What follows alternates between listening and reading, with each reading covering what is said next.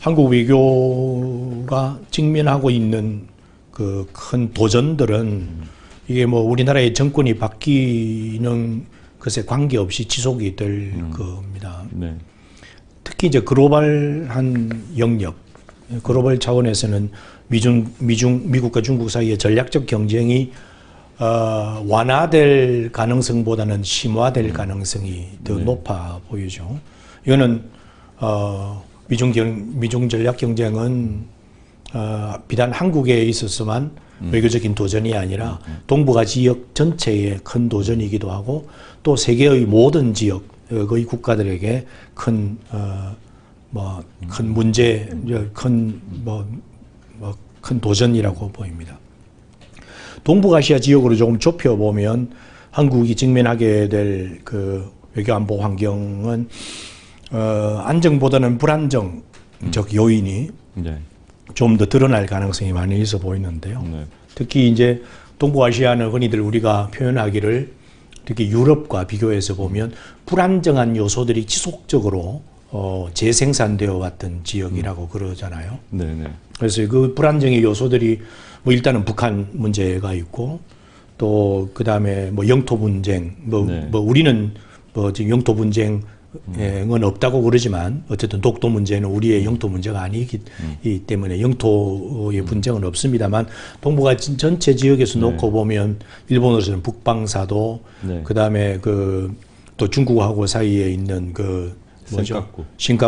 센카쿠 열도 문제 이런 문제들이 계속 좀 불안정을 지속해왔던 요인들이고요.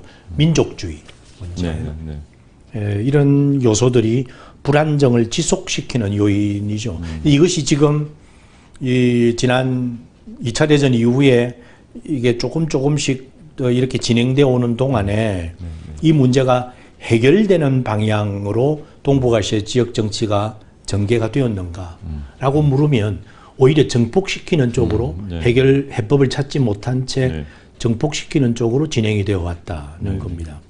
거기다가 근자에 들어서 이것은 꼭 뭐 우리의 문제, 우리로 인해서 야기된 문제라기보다는 동북아 지역 국가들이 가지고 있던 본질적인 우려에서 나온 문제인데 지역 군비 경쟁이 있어요. 이게 특히 그 군사력을 증강하는 문제는 어느 누구의 이니시에이션 때문에 이런 지경에 이르렀다라고 진단하기 어려울 정도로 다들 이유들을 다 가지고 있는 거죠. 북한은 성군 정치가 있었고 중국은 군 현대화가 있었고 한국도 뭐 자주 국방론이 있었고 일본은 계속 1% 미만에 있었지만 그래도 전쟁을 하고 싶어하는 나라였고 이런 모든 추세들이 모여서 동북아시아가 밀리터리 빌드업 그러니까 군비 경쟁이 지속되어 왔는데 요 근자에 이것이 가시화될 정도로 치열해졌다. 이것은 내년에도 혹은 그 이후의 시기에도 계속되어져서 우리에게 나타날 환경 요인이라고 보입니다. 그리고 마지막으로 한반도 문제인데 우리가 이제 청의를 글로벌 동북아 한반도 이렇게 나누면 한반도 문제도 여전히 우리가 가지고 있는 외교 안보 환경으로서는 평화 공존이 정착화되지 못한 것, 그러니까 평화적으로 공존하는 방식을 아직 찾지 못했고 이걸 제도화하는 방식의 해법을 아직까지는 발견하지 못했다. 사실은 해법은 있는데 실천력을 가지지 못한지도 모르죠. 우리는 논리적으로는 보이는데 평화공존의 제도적 장치가 평화체제, 평화 레짐이고 뭐 그것은 사실상의 통일과 사실상의 통일, 디팍토 유니피케이션과 같은 맥락이 있는 일련의 논리 구조가 같이 있는데 이것에 이론과 개념적으로는 아이디어가 있지만 정치적 실천성을 아직 갖지 못해서 이거 역시 다음 정부가 직면해야 되는 외교 안보 환경의 가장 핵심적 요인이라고 보입니다. 근데 우리가 시대 정신이라고 해서 이것이 보편적인 가치에서 벗어날 수는 없어요. 우리가 물론 보편적 가치가 어떤 범위를 가지느냐는 조금 뭐 철학적 논쟁이 필요하겠죠. 그런데 적어도 인류 문명사에서 수천 년 동안 그래도 끊임없이 이 인간들이 추구해왔던 가치, 중요하다고 생각했던 가치들을 보면 대체적으로 자유, 평등, 정의, 그리고 생명, 평화 이런 것 등이거든요.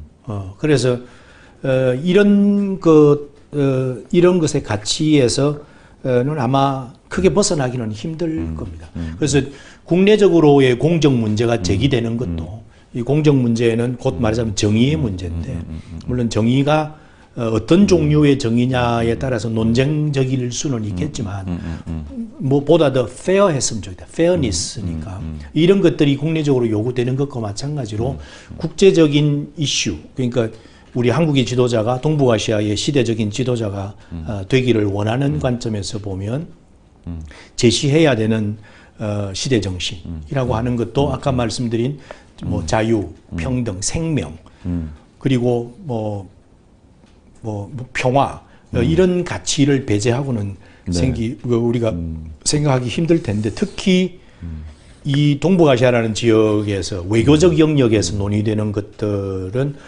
당면한 문제들 우선순위에서 보면 평화의 문제가 가장 크다고 보입니다. 그렇죠. 한국 외교가 기여할 수 있는 부분. 그렇죠. 그리고 구조적으로도 봐도 한국이 불안정하게 한반도가 불안정하게 남아 있는데 동북아시아 지역이 안정적이다라고는 얘기할 수가 없습니다. 그러니까 한반도에 있어서의 정치적인 상황과 동북아시아 지역 질서의 성격은 아주 뭐 핵심적으로 맞닿아 있는 거거든요. 우리가 지향하고 있는 것은 한반도의 안정적인 평화 공존이 이 양식이 동북아시아로 확장되어져서 한반도에서 시작된 발신된 평화의 양식이 동북아시아 지역 전체를 좀 더 평화 질서로 이렇게 전환하는 것에 성공한다면 또 그걸 하자고 주장하는 사람이면 한국이 배출하는 좋은 지도자가 될 것 같다 이렇게 생각합니다. 한국은 지정학적인 위치가 우리가 원컨 원치 않건 동북아시아의 코너에 위치하고 있습니다. 또 강대국에 둘러싸여 있어요. 그나마 분단이 되었거든요. 세계 지도를 놓고 보면 정말 세계의 변방 중에 변방. 이 변방에 놓인 국가들이 여러 가지 도전들을 뛰어넘어서 우리가 흔히들 사강 외교, 둘러싸고 있는 사강들의 영향을 넘어서서 어딘가 세계의 어느 지역으로 확장시키고 했던 것, 확장시키고 싶었던 것은 한국인들의 오랜 꿈이고 이게 지금 성공을 거두고 있다고 제가 아까 모두에 말씀을 드렸는데 근데 그렇게 하기 위해서 우선 외교 전략의 범위를 어디로 놓을 건가는 정치적 선택의 문제입니다. 우선적으로 동북아시아의 문제가 중요하다라고 하면 동북아시아 지역 질서에 관한 아이디어를 내놔요. 이게 이제 노무현 정부가 그랬고 또 지금 문재인 정부가 그랬고요. 또 이게 이전에 김대중 정부 같은 경우에는 이걸 조금 더 넓혀서 동아시아 지역 구상이라는 걸 내놨거든요. 또 그보다 훨씬 더 크게 앵글을 잡았던 정부도 있습니다. 이른바 흔히들 글로벌 코리아 이거는 정말 세계 속으로 한국의 외교적인 그 능력을 확장시켜 나가는 것이었는데 이 지역은 어디가 될지는 모르나 아까 근데 이거는 이제 그 정치 지도자의 철학과 관련돼 있는 문제여서 이걸 우선적으로 동북아시아의 문제를 먼저 해결을 이게 여기에 한국이 설 수 있는 공간들을 먼저 확보를 하고 그 다음에 지역으로 간다. 이러면 동북아시아 지역 구상이 나올 것이고 그 범위를 기존에 해왔던 동북아시아에서 조금 더 벗어나서 이렇게 가자 그러면 좀 넓게 동아시아 지역이 나올 거고 좀 더 넓게는 조금 추상적이긴 하지만 글로벌한 것이 나올 수도 있습니다. 한 가지 흥미로운 것은 동북아시아의 지역들이 지금 뭐 중국, 일본, 한국, 북한 그다음 대만을 국가로 친다면 동북아시아라는 지역이 어떤 지역이었으면 좋겠다라는 지역 구상이 있잖아요. 지역 구상. 이 지역 구상을 정책과 전략의 수준에서 다루고 있는 것은 한국밖에 없습니다. 다른 데는 되게 외교정책 일반에서 다루고 그 다음에 양자관계로만 다뤄요. 그러니까 일본의 입장에서는 중국 관계 어떻게 할 건지 한국 관계 어떻게 할지 이러지 이 동북아시아라는 지역 질서, 지역의 역동성 또 지역 정치가 가져야 하는 여러 가지 조건들 이런 것에 관한 구상을 내놓는 것은 이걸 전략의 차원에서 내놓는 것은 한국밖에 없습니다. 아마 다음 정부도 누가 되든 그 지역 구상을 지역의 범위는 어떻게 될지 모르지만 지역 구상을 빼놓을 수는 없을 겁니다. 자기 정부의 정치적 선택의 문제다라고 우리는 결론을 내리지만 어쩌면 이게 우리 국민들의 열망일 거예요. 이 좁은 한반도라는 공간에서 또 우리보다 더 힘세고 조금 더 조금 더 나쁜 이웃들에 둘러싸여 있어서 이거 이렇게 좀 그 위축되어 온 우리의 외교적 상상력의 공간 이걸 이제 흔히들 그 협착 구도라고 그러잖아요. 우리가 샌드위치 돼 있다고 그러고 이 협착 구도를 넘어서고 싶어 하는 것은 비단 정치적 선택 문제만이 아니라 이것은 오랜 우리 국민들의 열망이기도 했습니다. 그러니까 그거를 어떻게든 반영하는 형태로 지역 구상이 나오든 또 외교 구상이 나오건 이렇게 나올 것 같아요. 제 생각에는 어느 후보자이든지 간에 지역과 세계 속을 향한 한국 외교를 두 가지를 다 병렬하는 형식으로 나올 가능성이 큽니다. 많은 사람들이 신냉전이라는 용어를 쓰기 시작하면 그 용어 속에 포함되어져 있는 형태로 시대가 진전될 수밖에 없을 겁니다. 조셉 나이의 표현을 빌어서 얘기하면 10년 전의 얘기입니다만 누가 일본의 학자가 미중 관계, 미중 갈등의 가능성에 대해서 물었습니다. 2011년 얘기니까 꼭 10년이 전의 얘기인데 미국과 중국이 갈등 상황이 될 것 같으냐. 그랬더니 조셉 나이의 대답이 believes in inevitability of conflict will become a source of a future conflict. 이렇게 얘기를 했어요. 그러니까 갈등이 불가피하다고 믿으면 그 믿음 자체가 미래 갈등의 원인이 될 것이다. 물론 조셉 나이는 자유주의자이고 좀 더 구체적으로 이런 말을 했던 그 문장 속에 스며져 있는 그의 아이디어를 보면 이 사람은 또 어찌 보면 또 구성주의자이기도 하지요. 근데 아까 제가 많은 사람들이 신냉전이라는 용어를 쓰면 신냉전적 특징을 특징으로 변해갈 것이다. 이렇게 생각을 하는데요.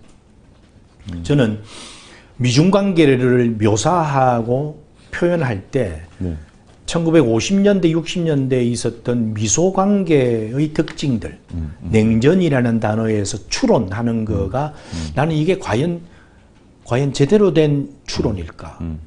이게 이제 영어로는 analogy라고 부르는데 비유하는 것 아니에요.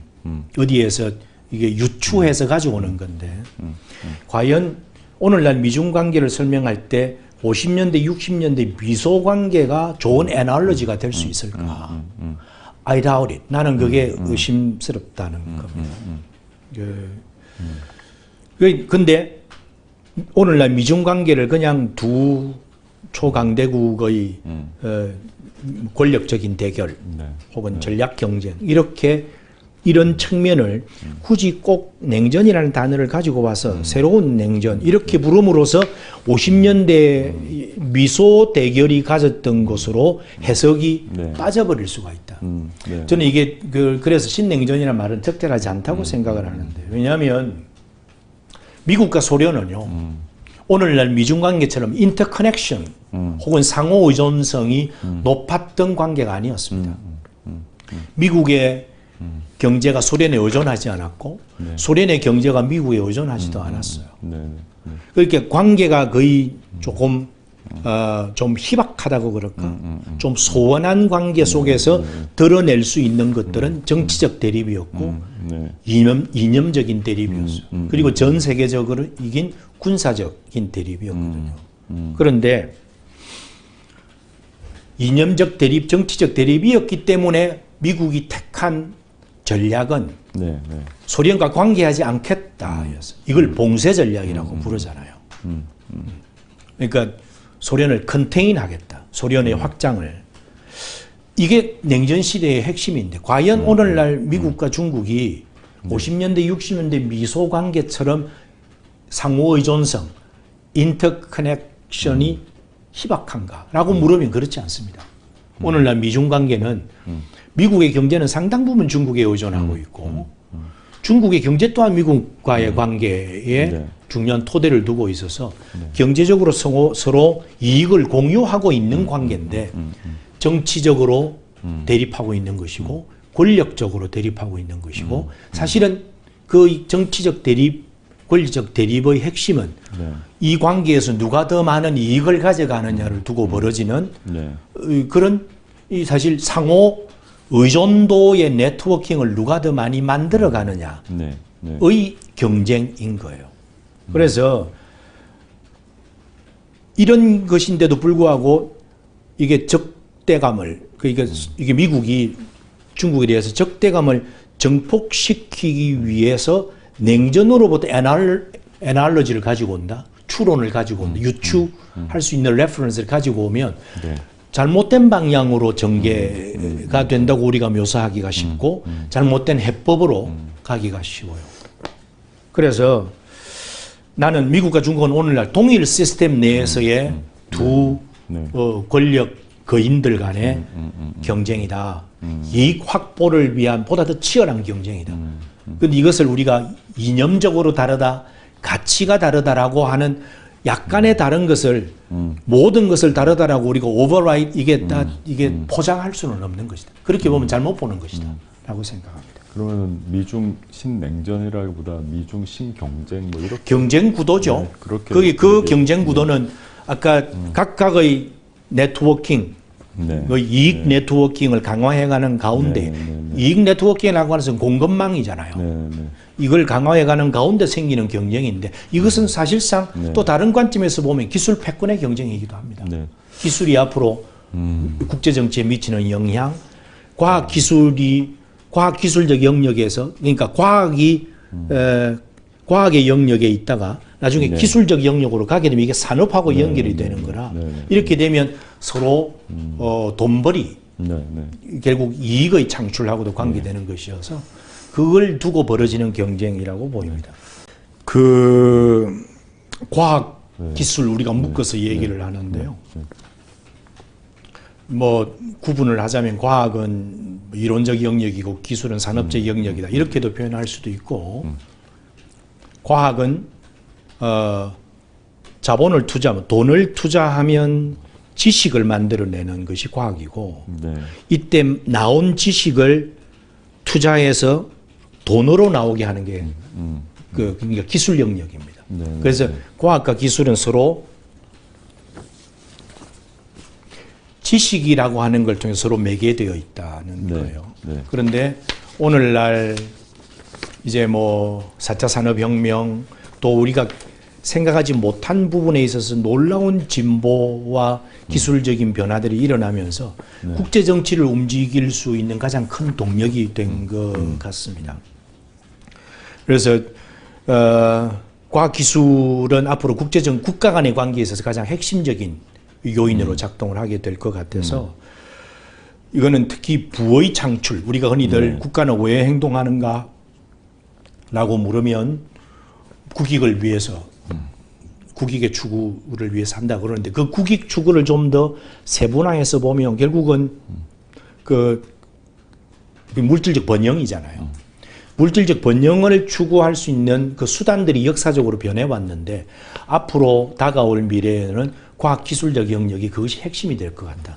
과학기술은 단 이게 부의 창출 문제뿐만 아니라 지금까지 대단히 어렵게 느껴지는 다양한 문제의 해결. 네. 이를테면 뭐 지구온난화의 문제라든지 환경 문제라든지 팬데믹 문제라든지 여러 가지의 문제들을 또한 해결할 수 있는 그 원천들이 과학기술의 영역에서 나올 것이기 때문에 앞으로 국가 간의 관계에서 우리가 흔히들 과학기술 영역은 그냥 그냥 실험실과 일부 산업에서만 존재해 왔던 그의 영역을 떠나서 지금은 국가 간의 관계에 전면에 영향을 미치는 것이 되었다. 앞으로 어떻게 해야 될 것인가? 원론적으로 얘기를 하자면 네. 이게 이런 시대가 오는 것을 예견하고 있으면 R&D 많이 늘려야 되고요.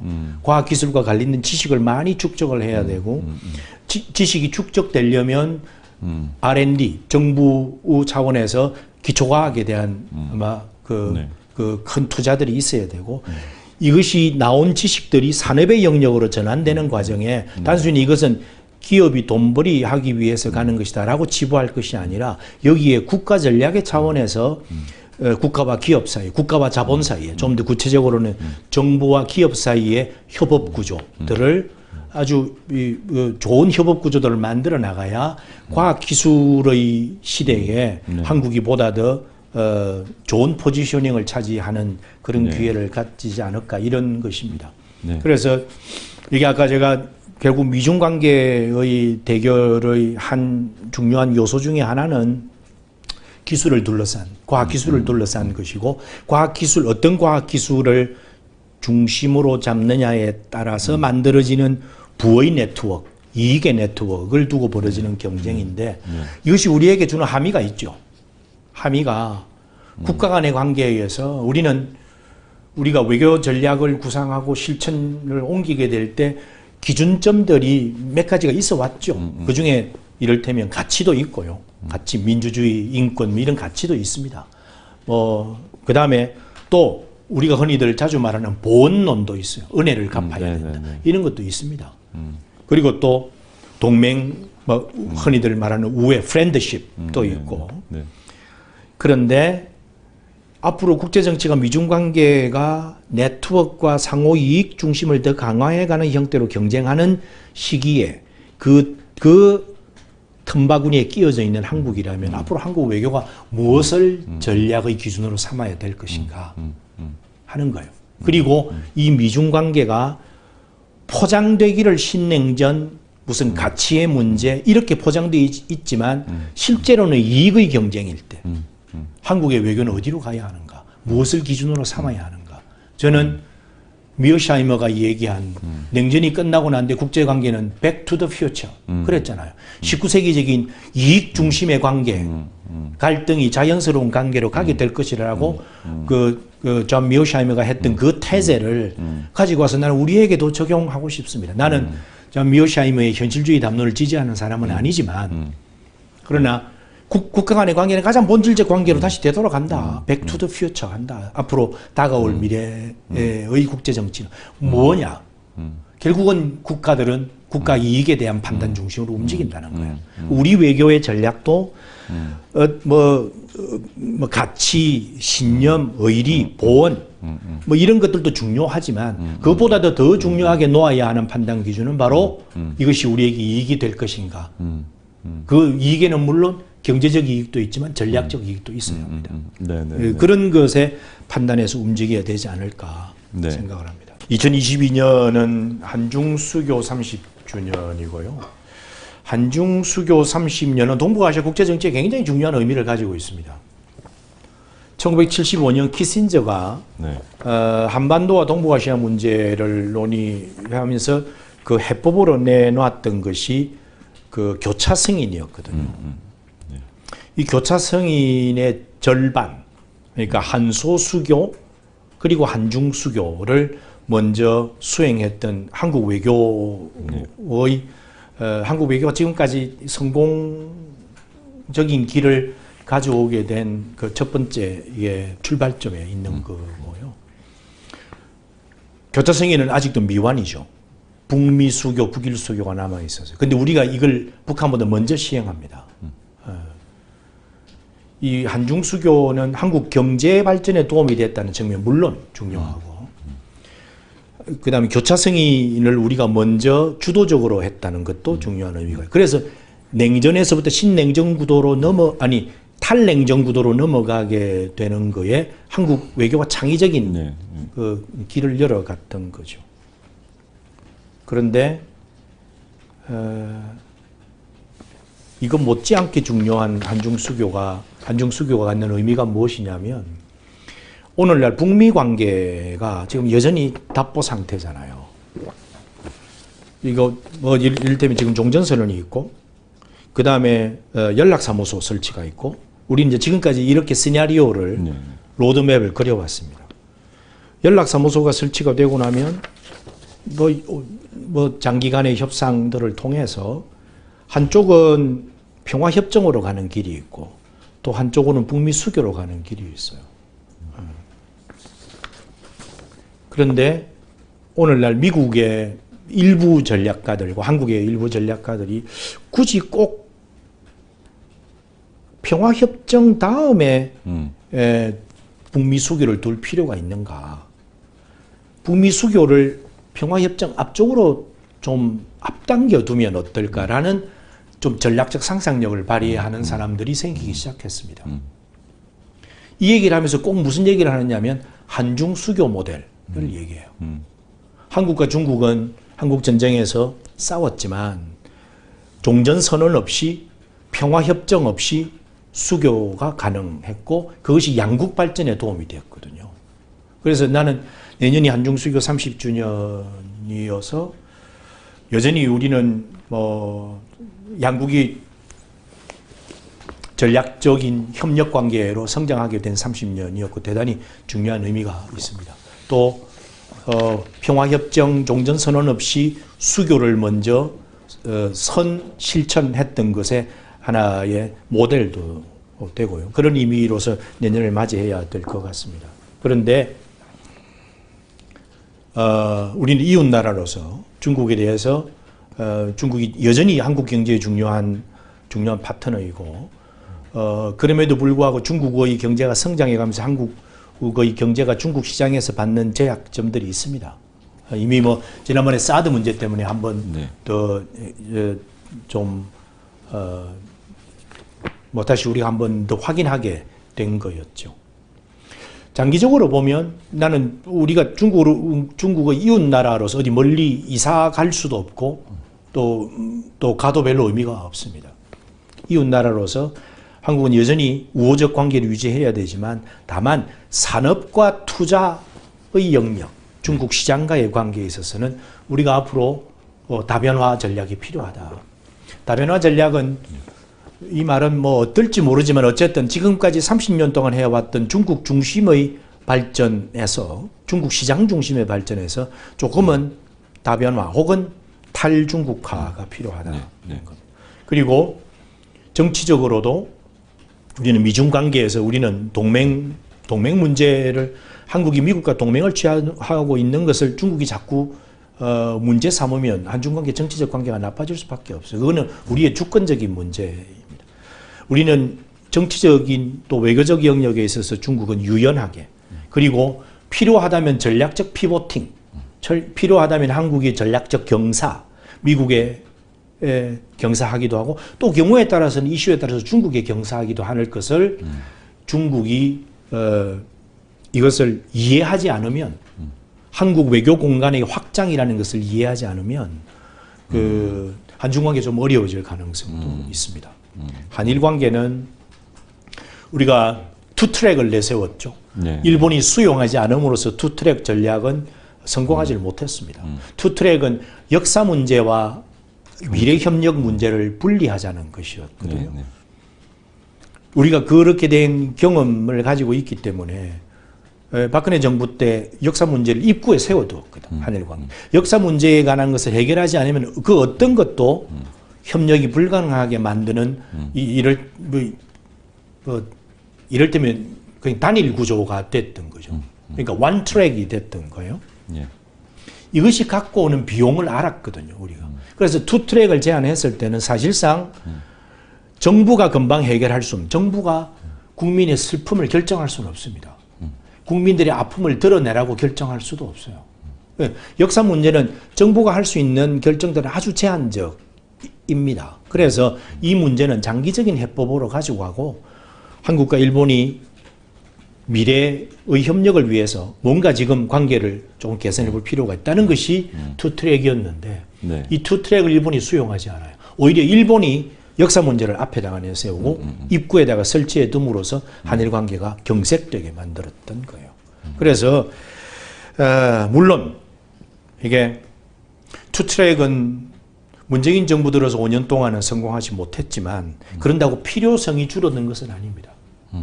나는 앞으로 내년도 혹은 그 이후의 시기라도 한국의 일본에 대한 외교 전략의 핵심은 투 혹은 멀티 트랙으로 가야 된다고 생각을 해요. 한국과 일본의 두 나라의 관계는 그 시기에 정부가 독점할 수는 없어요. 네. 경제적 관계도 있고 문화적 관계도 있고 또 지식 교류의 관계도 있고 하기 때문에 이 정부가 독점할 수는 없습니다. 그런데 이게 우리가 아까도 얘기했지만 포스트 65년 체제라고 얘기하잖아요. 네, 네. 포스트 65년 체제는 65년 체제의 핵심은 반공이라는 고리와 네, 네. 식민지 청산이라는 두 가지의 고리를 걸어둔 거였어요.